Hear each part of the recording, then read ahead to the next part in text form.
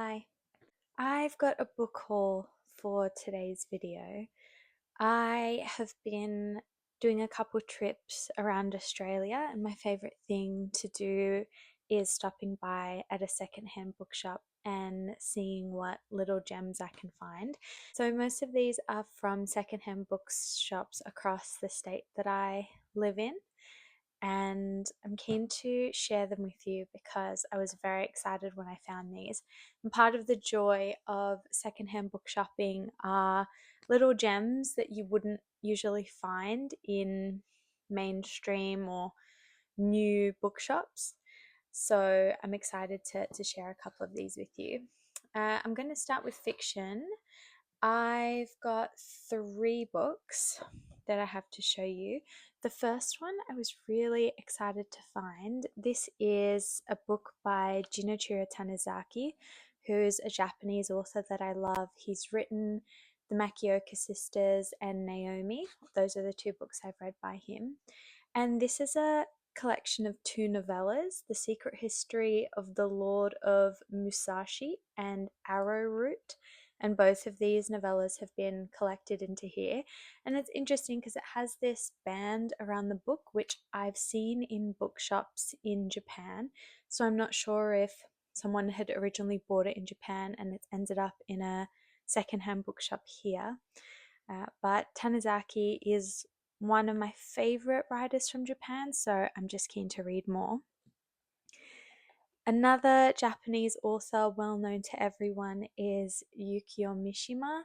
I have a couple of his books here actually, but I've read The Sailor Who Fell from Grace with the Sea. I think I've read this about 10 years ago or something. It's a very long time ago. And then I also have Death in Midsummer. Admittedly, I haven't read this one yet, and I try not to buy. If I already have books by an author that I love that I haven't read yet, I try not to buy more. But I did find this beautiful copy of The Frolic of Beasts for very cheap. I got this for $4, I think. And knowing Yukio Mishima, it's likely going to be very haunting, slightly depressing, and uncomfortable to read, like a lot of his books are. Yukio Mishima led a very, I'd say, unconventional life. His life ended when he performed seppuku upon himself after a failed military coup. I watched a really great film about his life, and he was a force, let's put it that way. And his writing has that same push, that same just strength behind all of his books. So I am keen to read more. I will read Death in Midsummer at some point, but I had to pick this one up. And then I have The Moons of Jupiter by Alice Munro. This is a short story collection. Alice Munro's a very well known, I believe she's a Canadian writer. And I've also read a bunch of her books. I've read Lives of Girls and Women, Dear Life, and Too Much Happiness. And so this is my next read. I've been finding that I am now in a bit of a mood where I want to read more from authors that I already know I love. This is sort of the phase that I'm in currently, particularly with my fiction reads. I'm just chasing authors that I already know I'm going to gel with. Alice Munro is an incredible writer. Her works predominantly center on women's lives, girls' lives, and most of her short stories are focused around that. And I also think this is a really beautiful copy. It's kind of an older edition, which I really love. And then this one is not secondhand. I did buy this one new. This is Desert Songs of the Night, 1,500 Years of Arabic Literature. I was so excited when I saw this compendium in a bookshop that I really love. I've been wanting an anthology like this of Arabic literature. If you've seen my last video that talked about poetry, I love poetry from the Middle East and the Arab world in general, and have read a lot of novels as well. And so this just seemed absolutely perfect for me. So I'm really looking forward to kind of dipping in and out of this. I don't think this is something that I'll read cover to cover with no breaks. I think it'll be more of a just pay it a visit every now and then. Now we're going to move to nonfiction. I have a few nonfiction books that I've picked up. The first one is The Unforgivable by Christina Campo. This is an essay collection. This collection is predominantly essays on literature. On the back, it says Campo's subjects range from the canonical to the esoteric. She writes stylishly about Shakespeare and Dr. Zhivago, as well as flying carpets and the origins of the Latin liturgy. Her passion for Marianne Moore and T.S. Eliot makes her a modernist, but like these American counterparts, she is a modernist preoccupied by the deep past and her desire to escape from personality through sustained attention to form. I have a beast of an essay collection. I might make a video focused mainly on the essays that I have. They are one of my favorite types of forms to read. Christina Campo didn't write a lot. I think she only published 2 collections of essays in her life. And I have been curious about her work for a very long time. And when I saw this incredible NYRB edition, I knew I had to pick it up.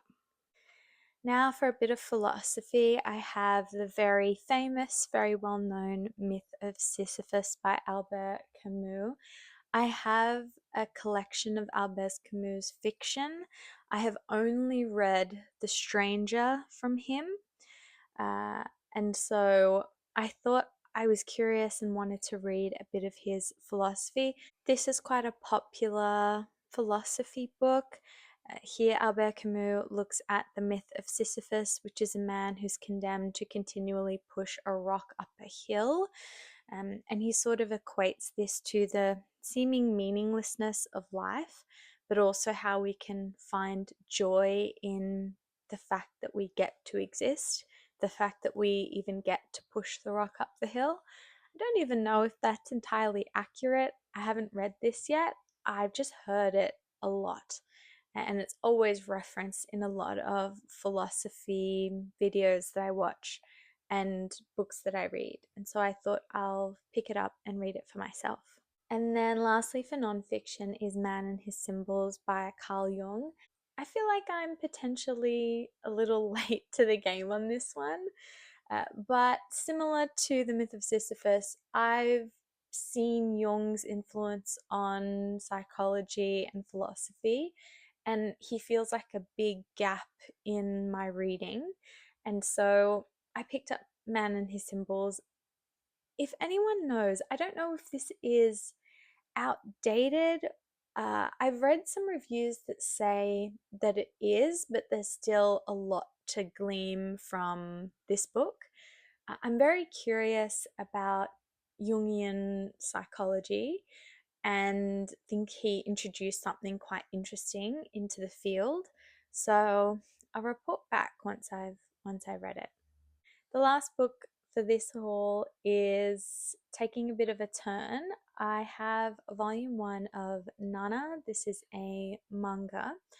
I'm not a big manga reader. I have read a little bit. I've read The Drifting Classroom, which is an older manga, an older horror manga.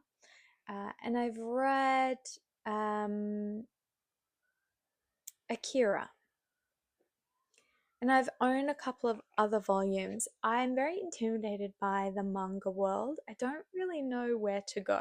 I visited Japan and was sort of exposed to a lot more manga through their culture and their media, and still find it very, very overwhelming. It's such a hard thing to get into because there's just so much.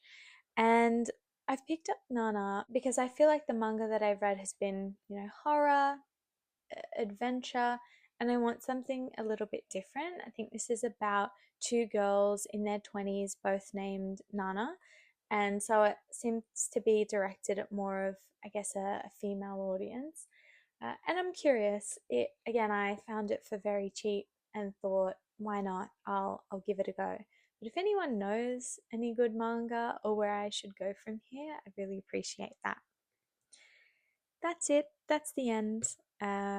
A shorter video this time around. Let me know if you've read any of these. I'd be really curious to see what you think of any of them. And I'll be sure to report back when I've read them. Bye.